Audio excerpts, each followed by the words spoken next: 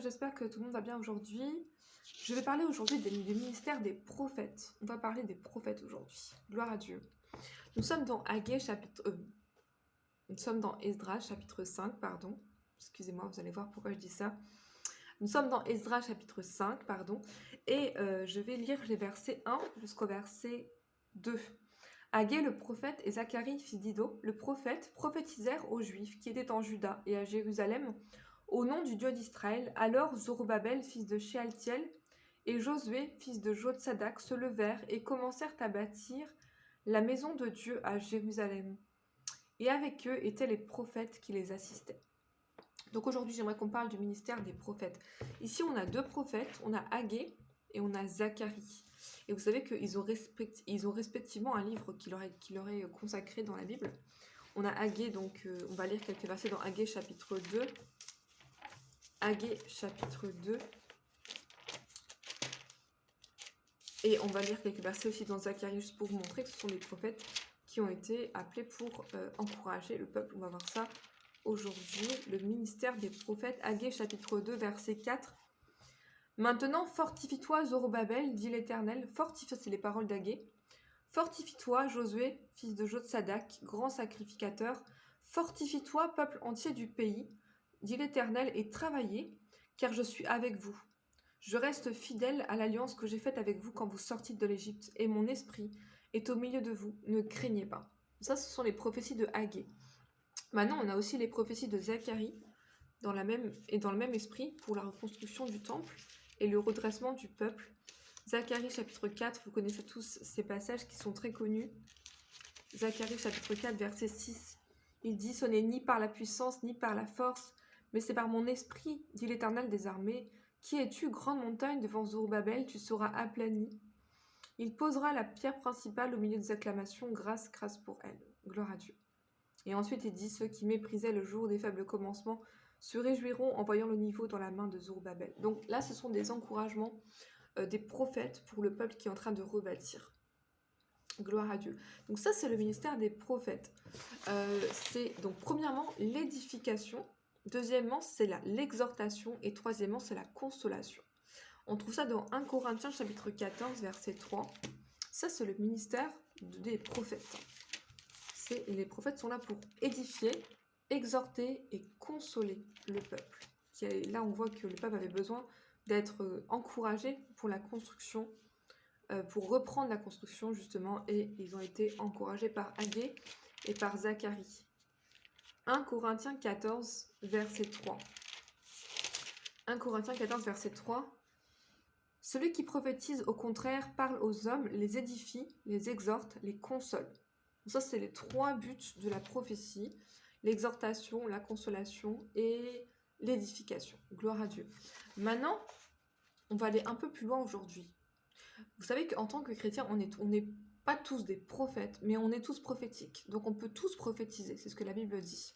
Et il faut absolument avoir conscience de ça. Vous pouvez apporter une parole de prophétie à quelqu'un, même si vous n'êtes pas officiellement, on va dire, un prophète. Je ne suis pas prophète un tel, mais je peux prophétiser, je suis chrétien, donc je suis prophétique. Acte 15, verset 32. Acte 15, verset 32. La Bible dit ici... Acte 15, verset 32, Jude et Silas, qui étaient eux-mêmes prophètes, les exhortèrent et les fortifièrent par plusieurs discours.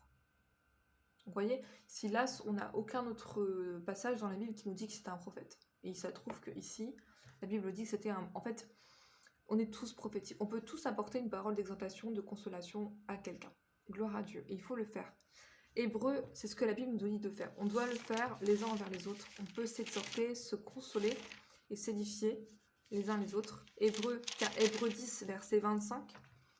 La Bible dit « N'abandonnons pas notre assemblée comme c'est la coutume de quelques-uns, mais exhortons-nous réciproquement, et cela d'autant plus que vous voyez s'approcher le jour. » Donc il faut s'exhorter. En tant que chrétien, il faut s'encourager mutuellement. C'est ce que la Bible dit. C'est très important de faire ça. Gloire à Dieu. On doit être toujours les uns les autres en train de s'exhorter. Et c'est très important. Maintenant, pour en revenir aux prophètes, au sens propre du terme, les prophètes comme Zacharie et Agé, qui sont des prophètes, c'est leur appel. Eh bien, en fait, un prophète, c'est un signe. Oui, un prophète, c'est un signe. Un prophète annonce une saison. Un prophète annonce un événement. Un prophète est un signe en lui-même ou en elle-même, si c'est une prophétesse. Gloire à Dieu. Dans le psaume 74, verset 9, la Bible dit « Nous n'avons plus de prophètes et nous ne voyons plus nos signes. » Donc souvent, quand Dieu veut nous faire changer de saison, il va nous envoyer un homme de Dieu, un prophète, ou une femme de Dieu, gloire à Dieu.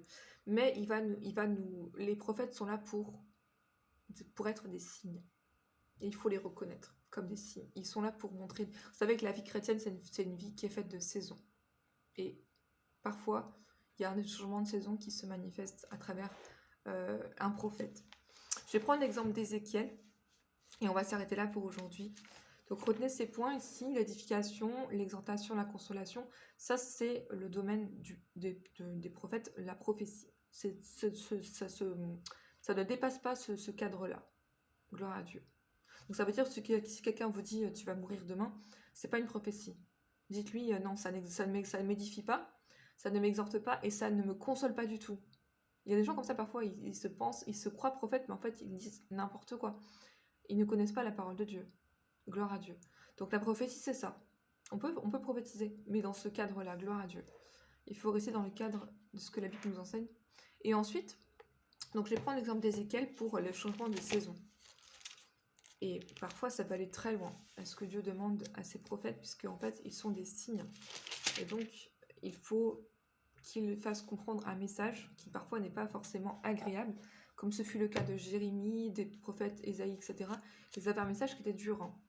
Ils annonçaient la prise de Jérusalem, etc. C'était des paroles dures, mais c'était des prophètes. Ils devaient déclarer la parole de Dieu par des signes. Et Ézéchiel est un parfait exemple. Dans Ézéchiel chapitre 12, et je vais m'arrêter là pour aujourd'hui. Regardez ce qui se passe ici. Et je vais m'arrêter au verset 11. On va lire du verset 1 au verset 11. Dans Ézéchiel 12. La parole de l'Éternel me fut adressée en ces mots. Fils de l'homme, tu habites au milieu d'une famille de rebelles qui ont des yeux pour voir et qui ne voient pas, des oreilles pour entendre et qui n'entendent pas, car c'est une famille de rebelles. Et toi, fils de l'homme, prépare tes effets de voyage et pars de jour sous leurs yeux. Pars en leur présence du lieu où tu es pour un autre lieu. Peut-être verront-ils qu'ils sont d'une famille de rebelles. Sors tes effets comme des effets de voyage, de jour sous leurs yeux, et toi, pars le soir en leur présence, comme partent des exilés. Sous leurs yeux, tu perceras la muraille et tu sortiras tes effets par là. Sous leurs yeux, tu les mettras sur ton épaule, tu les sortiras pendant l'obscurité, tu te couvriras le visage et tu ne regarderas pas la terre, car je veux que tu sois un signe pour la maison d'Israël. Je fis ce qui m'avait été ordonné, et je sortis de jour mes effets comme des effets de voyage. Le soir, je perçai la muraille avec la main, et je les sortis pendant l'obscurité, et les mis sur mon épaule en leur présence. Le matin, la parole de l'Éternel me fut adressée en ces mots. Fils de l'homme, la maison d'Israël ne t'a-t-elle pas dit? Que fais-tu? Dis-leur. Cet oracle concerne le prince qui est à Jérusalem et toute la famille d'Israël qui s'y trouve. Dis, je suis pour vous un signe. Ce que j'ai fait, c'est ce qui leur sera fait. Ils iront en exil, en captivité. Donc je vais m'arrêter là à cause du temps.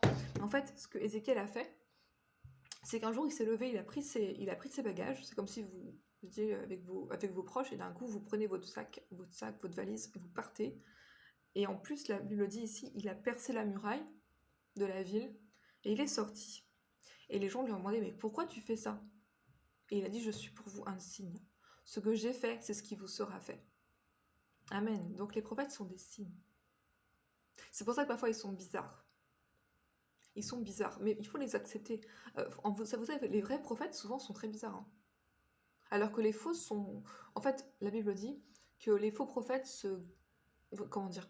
Les vrais prophètes, en fait, se caractérisent par la persécution. C'est-à-dire qu'un vrai prophète de Dieu, naturellement, ne va pas être accepté. Parce qu'il est un signe. Et vous savez que les gens, la Bible dit, n'acceptent pas la lumière de Dieu. Donc, s'il est un signe, s'il est vraiment un prophète authentique, eh bien, il va pas forcément être accepté. Mais il faut les reconnaître. Ce sont des signes et ils sont parfois des précurseurs de changement de saison dans notre vie. Gloire à Dieu. Donc, il faut vraiment les recevoir comme tels. Il faut les honorer. Même si parfois ils peuvent agir bizarrement, comme Ézéchiel. Gloire à Dieu.